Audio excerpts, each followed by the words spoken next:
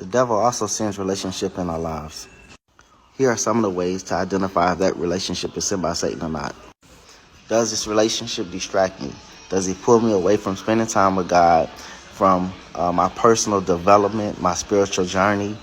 Does it cause me to compromise what I believe and what I'm supposed to be doing? Is the relationship toxic, where it causes me to be mentally and emotionally unstable?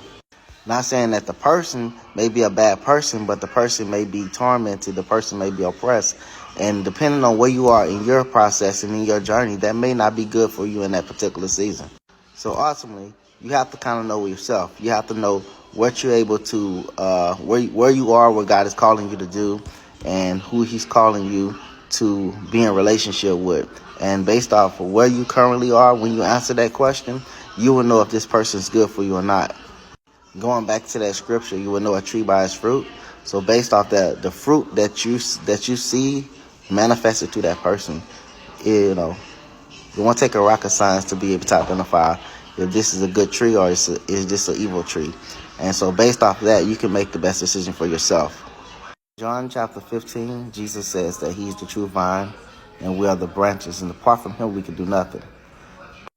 In verse 2, He says, every branch that bears not fruit, He takes it away. So you have to understand, as we're journeying with God, when we're really giving our hearts to Him and our lives to Him, we desire to grow because He wants us to grow. There are relationships that He's going to cut off because it's not bearing fruit.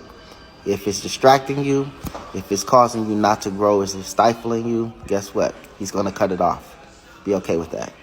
That's important for us to know and understand so that we're not trying to hold on to something that God is trying to cut off. So, beloved, begin to love yourself enough to make the best choices when it comes to relationships.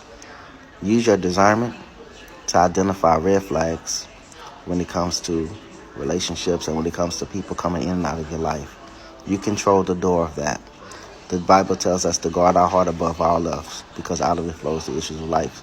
So guarding our heart, stewarding our heart becomes our responsibility, not God's. So who we allow to come in and out of our lives, that's also our choice. And we shouldn't just give that to anybody. To keep it simple, let's go back to the golden rule. Treat others as we want to be treated. If we don't want to hurt anybody, we don't like being lied to, we don't like being tricked and deceived, don't sow those seeds in the lives of other people. And if you're around people that do that, watch their character.